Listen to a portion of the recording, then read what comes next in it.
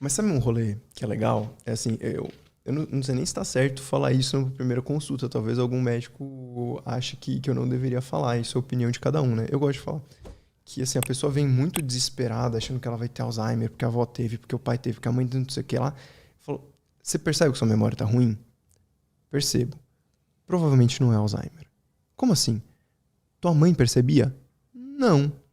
Sua mãe ficava brava quando você falava que a memória dela ficava. Quem tem Alzheimer geralmente tem a nosognosia, que é a não percepção da própria doença. Ou seja, a pessoa esquece do próprio esquecimento. Ela esquece que ela esquece.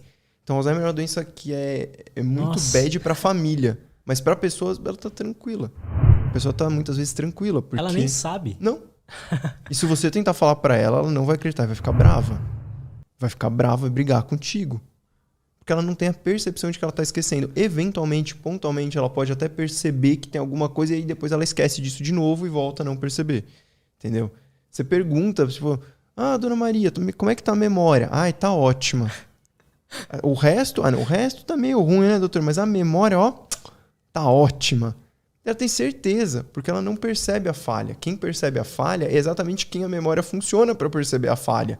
Porque você começa a fazer um treco chamado hipervigilância da memória. Você começa a ficar tão preocupado que você começa a prestar tanta atenção na sua memória que você começa a perceber que cada microfalhazinha e você começa a gastar muito da sua capacidade cognitiva para se autovigiar. E aí você acaba limitando a sua capacidade cognitiva. A gente tem um tipo de memória que a gente chama de memória de trabalho, que é uma memória de duração muito curta, mas não só é curta, como ela armazena pouca coisa.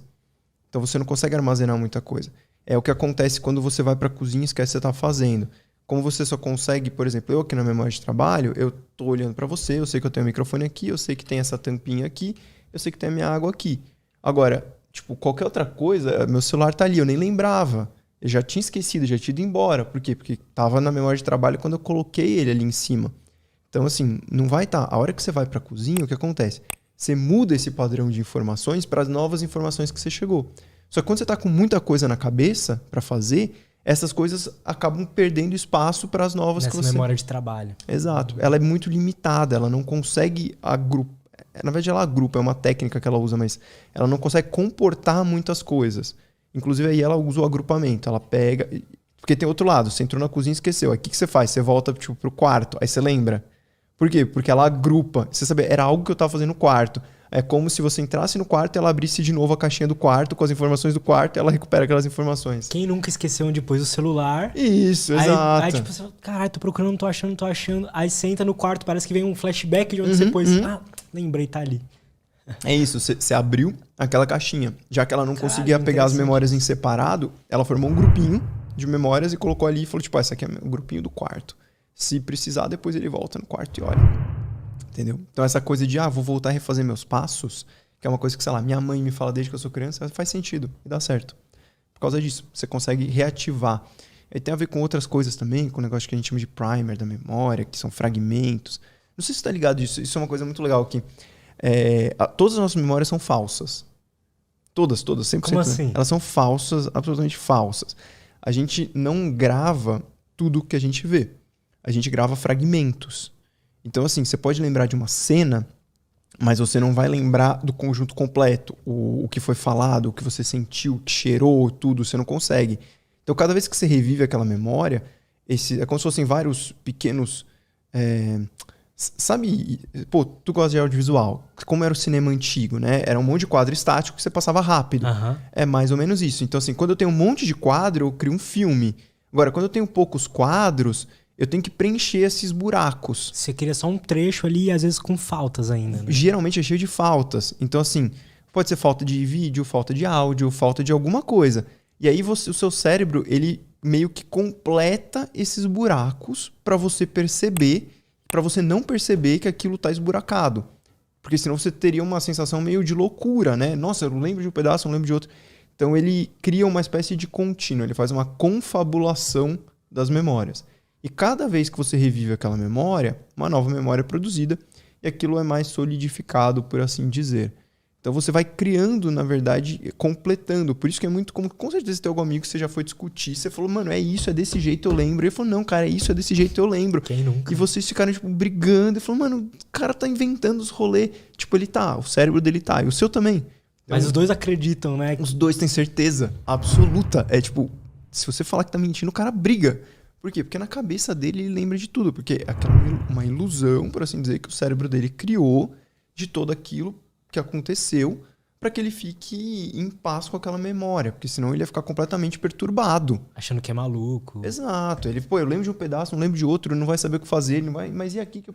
Então é melhor pro seu cérebro ter memórias falsas, mas que não te impeçam de fazer alguma ação, do que ter buracos que te impeçam alguma ação. Ah, mas como ele sabe disso? É um trequinho chamado evolução. Provavelmente quem tinha os buracos não selecionou. E a gente tá aqui hoje porque esse mecanismo foi evolutivamente satisfatório. Então, essa memória aqui é a que não é a de trabalho. É outro tipo Exato. de memória. A gente tem... Dependendo da linha, vamos dizer, quase filosófica, se for pensar em memória, você vai ter, tipo, graus, né?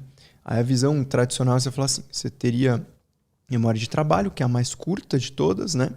Aí você tem a memória de curta duração, aí você tem a memória de longa duração. Aí você tem uma visão meio filosófica que seria tipo assim, a noção de consciência é uma memória instantânea. Tipo, saber que nós estamos aqui é como se fosse uma memória extremamente instantânea. Ela é formada e destruída no mesmo instante. Sim, você consegue se sentir consciente ou não, só tá rolando, né? Exato. E aí viria a memória de trabalho. Só que essas duas memórias, elas não usam o sistema, vamos dizer assim, que a gente mais pensa quando fala memória. Quando a gente fala a palavra memória, a gente está pensando num sistema que usa uma estrutura do cérebro chamada hipocampo, que é uma estrutura que funciona basicamente para recolher memórias que você já tem e te trazer à tona, ou para fixar memórias que você está criando agora. E o que as pessoas imaginam? Eu tenho memória tipo curta duração, essa memória de curta duração em algum momento vai ser convertida para memória de longa duração. Isso não é verdade. Tu que gosta de computador. Uhum. Memória RAM, ela não é convertida na memória do HD por tempo. São coisas paralelas, acontecem junto. Quando eu pego para salvar um arquivo, que ele vai para o HD. Então eu vou criar uma nova estrutura daquele arquivo dentro do HD do meu computador. No nosso cérebro, para que a gente funcione, qual que é o lance? A gente tem uma memória de curta duração que ela é instável, bastante instável, mas que te permite funcionar e que vai durar por volta de 6 horas. E enquanto essa memória dura, eu tenho como se fosse um mecanismo de fundo formando essa memória de longa duração. Só que essa memória de longa duração, no começo, é muito difícil da gente ter acesso, as informações estão muito truncadas. Então o que acontece? Eu fico usando essa memória de curta. Depois de 6 horas, eu meio que essa memória desaparece e aquela que eu fui formando em paralelo já está razoavelmente estruturada. Então eu consigo ter um acesso melhor a ela. Então, na verdade, são mecanismos independentes. Eles até têm uma ligação, lógico, mas a ideia é mais paralela do que sequência, sabe? Entendo. Por isso que às vezes você tem tanta dificuldade de acessar uma memória mais remota e você pega para estudar alguma coisa e fica falando. Você está trabalhando sua memória de curta duração. Você está a exaustão, mas não necessariamente está virando memória de longa duração.